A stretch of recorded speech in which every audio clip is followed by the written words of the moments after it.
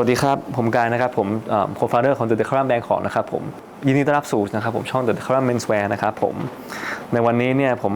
อยากจะพูดถึงแบรนด์หนึ่งเป็นพิเศษแล้วกันเพราะว่าไม่เคยได้พูดถึงเขาเป็นชัดเจนเลยผมว่าหลายๆท่านเนี่ยคงจะเคยเห็นผมหลังๆเนี่ยตัว IG ผมเองนะครับ IG ของร้าน Decorum IG ของร้าน Club Numeris เนี่ยก็จะเห็นว่ามีแบรนด์ที่โผล่เข้ามาเป็นครั้งเป็นคราวบ้างนะครับผมซึ่งก็คือแบรนด์ที่ชื่อว่า Body นั่นเองนะครับ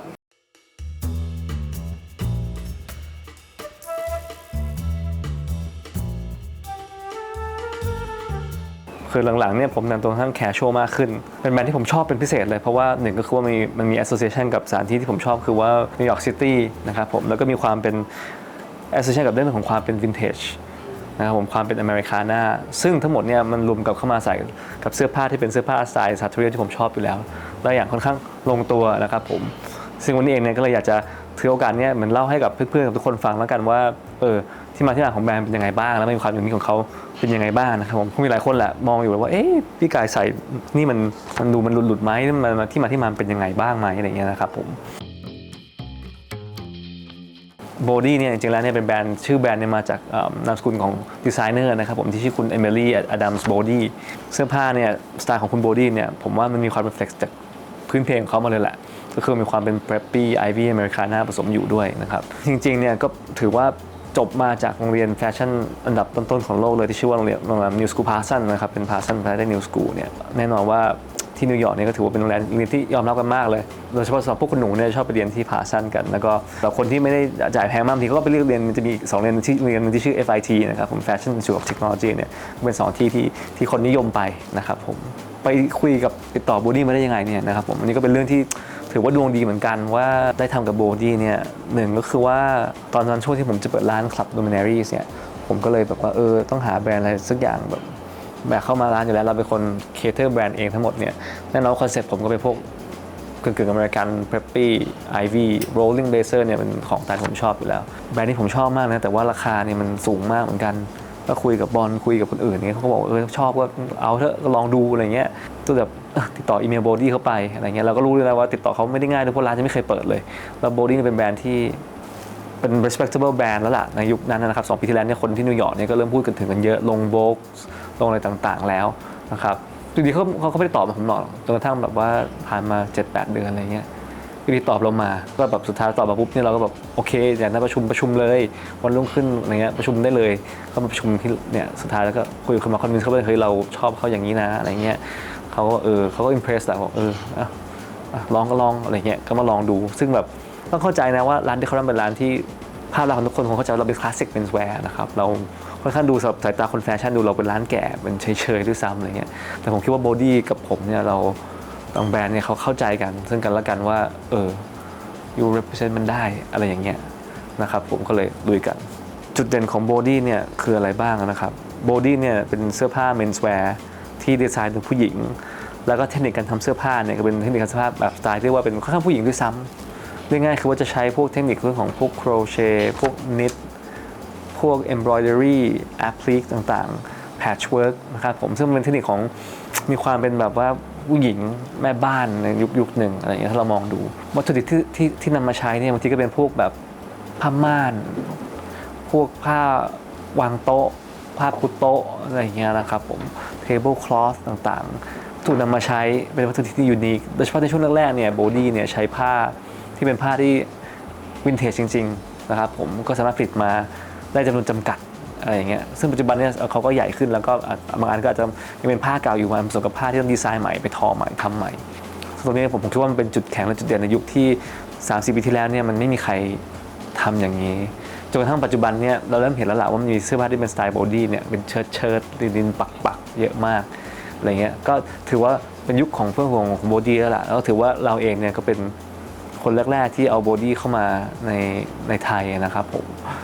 ก็รู้สึกว่าผ่านมา2 ปีเนี่ยเราก็อึดมาจนกระทั่งปัจจุบันเนี่ยเริ่มมีคนให้ความสนใจมากขึ้นเรื่อยๆแล้วตัวเราเองเราก็แฮปปี้ที่เราจะทำเขานอกจากเรื่องของสไตล์ต่างๆของเสื้อผ้าของโบดี้นะครับผมมันก็มีจริงๆแล้วโบดี้เนี่ยเป็นแบรนด์ที่ถือว่า well recognized เลยล่ะในอเมริกาอย่างเงี้ยคือได้รางวัลมาค่อนข้างเยอะทีเดียวมีรางวัลที่ถือว่าเป็น รางวัลที่ prestigious มากเลยนะครับรางวัลที่ถือว่าอะไรเป็นที่ยอมรับมากเลยคือCFDA Awards นะครับผม Best Menswear of the Year Designer of the Year เนี่ยสองปีติดกันซ้อนเลยปี 2021 แล้วก็ปี 2022 CFDA นี่เป็นรางวัลที่ชื่ออะไร Council of Fashion Designer of America นะครับผมซึ่งเป็นองค์กรที่ค่อนข้างมีความสำคัญมากในเรื่องของแฟชั่นของอเมริกาด้วยนะครับนอกจากนี้เองเนี่ย Vogue เองเนี่ยหนังสือ Vogue ก็แมกกาซีนของอเมริกาเลยนะครับผมซึ่งเป็นแมกกาซีนผู้หญิงเนี่ยนะครับแต่เก็บเขียนถึงบอดี้นี่ค่อนข้างเยอะมากที่สำคัญคือเป็นการขึ้นปกเอาผู้ชายคนแรกมาขึ้นปกของ Vogue ที่อเมริกาเนี่ยคือแฮร์รี่สไตล์นั่นเองแล้วก็ใส่กับกางเกงของบอดี้มีแค่นั้นเองนะครับเป็นข้างบนนี่ก็เป็นไม่ได้ใส่เสื้อผ้าเป็นครั้งแรกไปขึ้นปกของ Vogue อเมริกาซึ่งก็ถือว่าเป็นอะไรที่มันใหม่มากอะสำหรับปัจจุบันเนี่ยครับเอาผู้ชายเข้ามาขึ้นแล้วก็เป็นแบบเสื้อของบอดี้ซึ่งมันถือว่านั่นหมายความว่าเขา successful แล้วนี่ก็คือหลายปีมาแล้วนะครับจนถึงปัจจุบันเนี่ยก็ผมคิดว่าเราก็จะเห็นหลายๆคนที่จะชอบคนที่เป็นแบบดาราฮอลลีวูดที่เท่ๆนะแฮร์รี่สไตล์เนี่ยเขาชอบใส่บอดี้มากอยู่แล้วแล้วก็มีเจฟโกลเบิร์มที่แบบลักษณะแบบคาแรคเตอร์แบบค่อนข้างกวนเท้าอะนะครับผมแบบดูแบบมี attitude สนุกแล้วก็แบบเท่ๆดูแพงๆก็ชอบใส่ของบอดี้เหมือนกันอย่างเงี้ยซึ่งผมคิดว่ามันเป็นแบบมัน represent อะไรที่แบบผู้ชายอย่างพวกเราเนี่ยค่อนข้างชอบอยู่แล้วเป็นผู้ชายที่เราสึกว่าเขามีสไตล์แล้วก็เท่ดีอะไรอย่างเงี้ยนะครับซึ่งเดี๋ยวจะให้ดูว่าบอดี้เนี่ยเสื้อบอดี้เนี่ยมีอันไหนบ้างที่เป็นหลักๆของคอเขาที่คนจะรู้จักแล้วก็เป็นที่นิยมกันนะครับผมตัวแรกเนี่ยก็คือผมว่าเป็นอะไรที่เป็นบอดี้มากเหมือนกันคือโครเชต์พวกเสื้อโครเชต์ของบอดี้เนี่ยเป็นที่นิยมมากนะครับไปให้ดูเนี่ยครับเป็นผ้าโครเชต์เลยใส่เงี้ยผมว่าจริงๆเนี่ยมันเหมือนจะดูยากไปนะแต่ว่าพอเราไปแพรกับอะไรที่มันเรียบๆเนี่ยมันก็ใส่ได้ง่ายๆเหมือนกันแต่ว่าผมคิดว่าถ้าสำหรับคนที่เป็นเดคอรัมคอจ๋าๆจริงๆเนี่ยก็อาจจะมากไปหน่อยแต่สำหรับคนที่ชอบแต่งตัวสนุกสนานสนุกเนี่ยผมว่าตัวนี้เองเนี่ยมันเป็นตัวอะไรที่คลาสสิกของบอดี้แล้วก็เป็นตัวที่นิยมมากทีเดียวทำมาไอ้สไตล์นี้เองก็ทำมาเยอะแล้วเปลี่ยนสีเป็นสีแดงสีเขียวสีอะไรอย่างเงี้ยครับผมตามซีซั่นไปผมว่าตัวนี้เป็นตัวที่สวยมากแล้วผมค่อนข้างชอบมากทีเดียวนะครับนอกจากนี้เองเนี่ยผมว่าบอดี้เนี่ยหลักๆก็คือเรื่องของดีไซน์ของพรินท์ด้วยคือเขาจะเบสจากเสื้อผ้าเก่าๆวินเทจจริงๆแล้วก็นำมาเกือบๆบางทีก็เรปลิก้าบ้างบางทีก็เป็นดีไซน์ใหม่บ้างอย่างเช่นตัวนี้จริงๆตัวที่ผมเองก็ชอบเป็นของผมเองนะครับคือบอดี้เนี่ยเขาจะมีความอินสไปร์จากพวกเวสเทิร์นเยอะมากก็คือเสื้อผ้าแบบเขาเรียกอะไรอะพวกคาวบอยต่างๆเนี่ยเพราะฉะนั้นมันก็จะมีลายม้าเนี่ยโผล่มาประจำเลยนะครับผมซึ่งผมเนี่ยก็ใส่บ่อยแล้วก็ใส่สบายโดยเป็นตัวซิลค์เชิ้ตซึ่งพอผมใส่อย่างเงี้ยผมว่าบางวันที่ผมไม่ได้แบบเนี้ยผมก็ใส่กับกางเกงแคชชวลแต่บางวันที่ผมรู้สึกว่าแบบผมอยากเท่ในสไตล์เดคอรัมแต่ก็มีความที่เป็นแบบว่าหลุดฉีกไปบ้างเหมือนกันไม่ให้จำเจเนี่ยผมก็มาสวมทับกับสูทสีเทาๆเงี้ยครับเขียวกับเทาง่ายๆเนี่ยมันก็เป็นอะไรที่คิดว่าแมทช์ง่ายแล้วนะครับผมนอกจากนี้เองเนี่ยมันจะมีตัวที่เขาเรียกกันว่าโอเวอร์เชิ้ตของบอดี้เนี่ยก็เป็นอะไรที่น่ารักมากตัวนี้เป็นตัวที่ค่อนข้างที่จะคนชอบมากจริงแต่ว่าเอามาเยอะแล้วก็คนก็ติดตามไปเยอะคือเป็นเสื้อโอเวอร์เชิ้ตของบอดี้นะครับก็แต่ละครั้งเนี่ยบอดี้เนี่ยก็จะมีแบบมีปักลายแบบน่ารักที่มันถูกจริตของโดยเฉพาะผมมันมีความเป็นแบบแม่บ้านเนี่ยทำพวกอบเค้กอะไรอย่างเงี้ยต่างๆเนี่ยครับซึ่งน่ารักมากมีเจลลี่แล้วนี่ก็มีปักบอดี้ตรงนี้ด้วยอะไรอย่างเงี้ยซึ่งใส่ว่าถามว่ายากไหมจริงๆเนี่ยมันก็คือโอเวอร์เชิ้ตถ้าเราแพรดีๆเนี่ยบางทีเนี่ยเราใส่กับกางเกงพวกชิโนสีเนวี่อะไรอย่างเงี้ยนะแล้วก็ใส่กับรองเท้าจริงๆก็รองเท้าชูก้าของอัลเดนก็ได้สีซูเอตอะไรเงี้ยให้มันตัดสวยๆเนี่ยผมคิดว่ามันไม่ได้กระชากกับความเป็นคลาสสิกไปเลยเพราะจริงๆแล้วเนี่ยมันก็คือเสื้อผ้าที่เบสมาจากเสื้อผ้าสมัยก่อนด้วยนั่นเองเพียงแต่ว่ามันเป็นแนวหลังที่สนุกขึ้นมา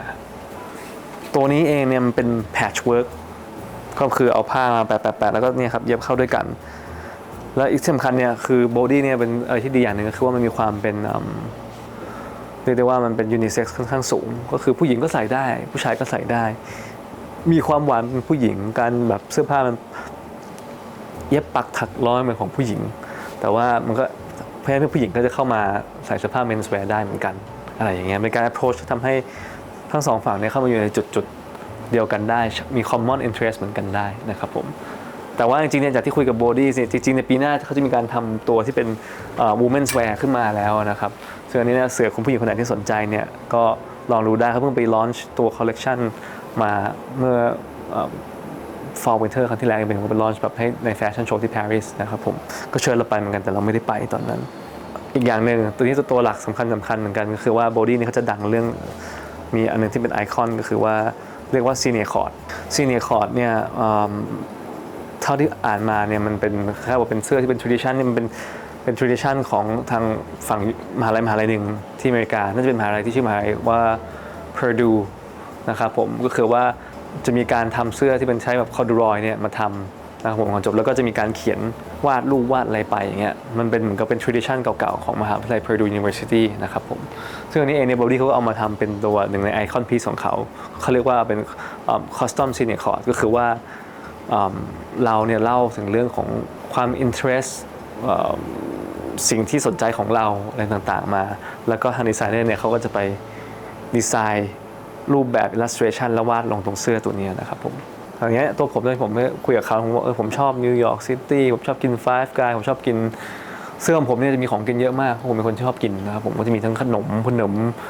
มิลค์เชคอันนี้คือเป็นร้านอาหารที่ผมชอบพวก Pearl and Oyster นี่ปิดไปแล้วอยู่ที่นิวยอร์กเหมือนกันอะไรเงี้ยนะครับผมมีประเทศไทยผมก็ต้องขอประเทศไทยซะหน่อยเขาก็เขียนมีเนี่ยเป็นเนี่ยเขียนประเทศไทยเป็นตัวสแตมป์ด้วยอะไรเงี้ยนะครับผมเพราะว่าหนึ่งก็คือเราเป็น Decorum Bangkok แล้วก็จะมีพวกนี่อีกสิงคโปร์พวกเราไปเปิดได้ครับสิงคโปร์อะไรอย่างเงี้ยมันเป็นอะไรที่แบบหลายคนน่าจะง่ายๆคือว่าอะไรที่เป็นตัวเราไปเขาจะไปคิดมาให้แล้วก็วาดลงไปให้ผมชอบรถเดียวที่ผมชอบคือ E-Type Jaguar เนี่ยเขาใส่ลงไปอะไรหลายอย่างก็ยัดลงไปหมดซึ่งผมคิดว่าถึงแม้มันจะไม่มีอะไรที่มันเข้าเลยนะแต่ว่าด้วยทำให้มันเป็นแบบมันคือซีเนียร์คอร์ดอะไรที่มีความเป็นแบบซิลเวเนียนิดความที่มันคำด็อกกี้นิดๆเนี่ยแต่พอมาใส่กับแมทช์เนี่ยผมก็ใส่กับแมทช์กับพวกกางเกงสีน้ำตาลสีออลิฟอย่างเงี้ยมันก็เข้ากันได้ง่ายแล้วจริงๆเนี่ยก็ใส่บ่อยเหมือนกันแต่ว่าหลังๆก็ไม่ค่อยใส่รวมเพราะว่าไอ้โบดี้ต้องยอมเลยว่าพอใส่ทีคนก็จำได้อยู่แล้วนี่นะครับผมแต่จริงๆผมคิดว่าถ้าคนที่ชอบจริงเราก็ไม่ต้องสนใจละอะไรอย่างเงี้ยนอกจากนี้เองเนี่ยยังมีกางเกงซีเนียร์คอร์ดอีกแต่ผมไม่ได้สั่งซื้อเพราะว่าผมคงใช้แจ็คเก็ตมากกว่ากางเกงอาจจะเปรี้ยวไปนิดนึงอะไรเงี้ยครับสำหรับตัวผมเพราะว่าอย่างผมเนี่ยตัวเนี้ยผมแมทช์จริงๆเนี่ยผมก็แมทช์อะไรกับข้างในผมก็ใส่เสื้อยืดสีขาวๆง่ายๆที่หลังผมก็คุมโทนง่ายๆเลยไม่ต้องไปแรงมากก็ให้เขาเด่นแค่ตัวเดียวพออะไรอย่างเงี้ยนะครับเนี่ยก็มีชื่อแฟนผมแล้วก็มีกล้วยด้วยถ้าเห็นเนี่ยไหมกล้วยครับกล้วยน้ำว้านี่ก็บอกเขาไปเขาก็เขียนมาให้อันนี้ก็โตเกียวนะครับร้านสเต็กอะไรเงี้ยถ้าชีวิตผมก็มีอยู่แค่นี้ครับผมสเต็กแล้วก็มีอันนี้เป็นฮาวสตันเนี่ยเป็นไอคอนที่ผมค่อนข้างชอบเหมือนกันผมเป็นคนชอบฮาวสตันมากเพราะว่าเขาเสื้อผ้าสวยแล้วก็เขาเป็นคนที่แต่งตัวได้ดีมากลองเสิร์ชดูนะครับมีโอกาสพูดถึงเรื่องแฟชั่นดีไซเนอร์ที่ผมชอบแล้วกันว่าเป็นคนไหนบ้างอะไรอย่างเงี้ยตกตัวนึงเนี่ยนะครับผมเสื้อของตัวซีเนียร์คอร์ดเนี่ยเขาทุกคนเนี่ยจะต้องเหมือนกับว่าไปสั่งเขาโดยตรงนะครับยังไงคือว่าก็จะมีราคาค่อนข้างสูงเหมือนกันแต่ผมคิดว่าเนื่องจากว่ามันเป็นงานคอสตอมเมดอ่ะมันเป็นอะไรที่อาจจะคุ้มค่าสำหรับบางคนที่เราแวลูในเรื่องของงานที่แบบงานมือที่ต้องลงไปการวาดการอะไรเงี้ยฉะนั้นเนี่ยก็ใครสนใจเนี่ยก็ลองอีเมลไปถามโบดี้ได้นะครับว่ายังไงแล้วตอนที่ไปนิวยอร์กมีโอกาสก็นัดเข้าไปใช้เวลาศึกษาที่ประมาณผมไม่แน่ใจจำ 4-5 เดือนหรือเปล่าไม่แน่ใจเหมือนกันปัจจุบันนี้ไม่รู้คิวเป็นยังไงนะครับแต่ผมคิดว่าพวกนี้มันเป็นอะไรที่มันยูนิคลี่สำหรับคนที่เป็นตัวของตัวเองมากเลยทีเดียวนะครับผมก็เรียนได้ว่าคือสั่งตัดมาแล้วคงไม่ได้ไปขายใครแล้วแหละเพราะมันเป็นตัวเราเองมากดังนั้นเนี่ยผมคิดว่าคนที่ใส่โบดี้จริงๆเป็นคนที่ชอบก็ไม่ได้สนใจใครด้วยแล้วก็ไม่คิดที่จะตามใครอยู่แล้วอะไรอย่างเงี้ยนะครับที่ผมชอบคือตัวแจ็คเก็ตของโบดี้สีส้มตัวนั้นน่ะสวยมากผมว่าแบบเป็นอะไรที่ผมชอบผมเอาไปใส่ทับกับเสื้อสูทตอนที่ผมไปพิธีอุโมงค์ครับผมอันนี้คนน่าจะเห็นอยู่แล้วก็เป็นอะไรที่คนชอบเยอะเหมือนกันตัวนั้นซึ่งผมคิดว่าเนี่ยมันคือความโบดี้แล้วก็ถึงแม้จะเป็นแฟชั่นนะแต่มันเป็นแบรนด์ที่ยอมรับกับทุกคนในวงการเมนส์แวร์ด้วยอาจจะเป็นอะไรที่ช็อกกิ้งเหมือนกันแต่ว่าก็เลยอยากให้ทุกคนว่าใครมีโอกาสเนี่ยเราอยากลองเปลี่ยนมูดนะครับผมอยากลองใส่อะไรสนุก pairing กับสูทเราอาจจะลองพิจารณาโบดี้ดูก็ได้ว่าเป็นอะไรที่น่าสนใจแล้วก็สำหรับตัวผมคิดว่าเป็นแบรนด์เขาเป็นแบรนด์แฟชั่นที่ค่อยคุณค่ากับความเป็นเมนส์แวร์แล้วก็คลาสสิกค่อนข้างมากทำให้ผม respect ตัวดีไซเนอร์ค่อนข้างมากนะครับผมคิดว่าปลายปีนี้คงมีโอกาสได้ไปนิวยอร์กแล้วก็ยังไงคงได้มีคลิปหรืออะไรทำให้คนดูของเราถึงว่าไปวิสิตร้านต่างๆอะไรอย่างนี้ในนิวยอร์กด้วยนะครับผม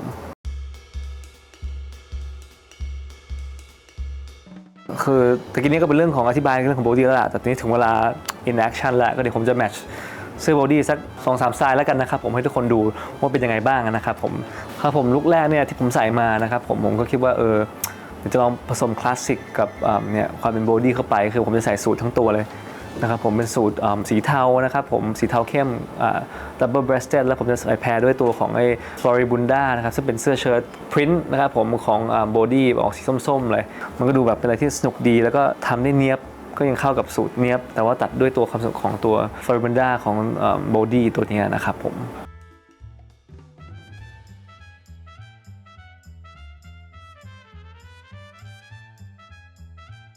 ส่วนตัวที่2นี่ผมว่าก็แต่งเบสิกไปเลยนะครับผมก็คือผมใส่เสื้อสีออกครีมๆก็คือใช้ตัว Morning Glory ของ Body เนี่ยอันนี้ได้ประมาณ 2-3 ซีซั่นแล้วแต่ผมคิดว่าคนเห็นตัวนี้เยอะมากเลยนะครับผม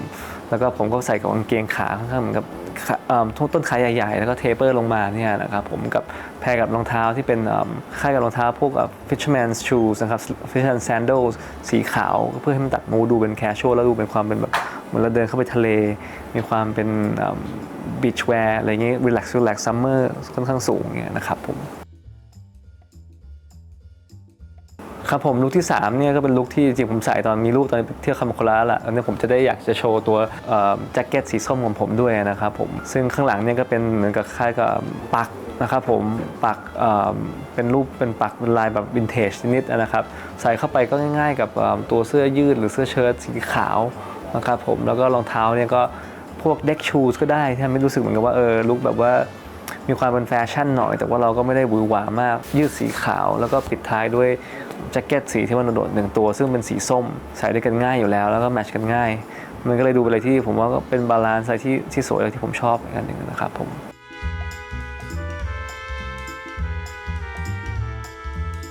และนี่ก็คือ3ลุค3สไตล์ที่เลือกมาให้ทุกคนดูแล้วเผื่อคนสนใจว่า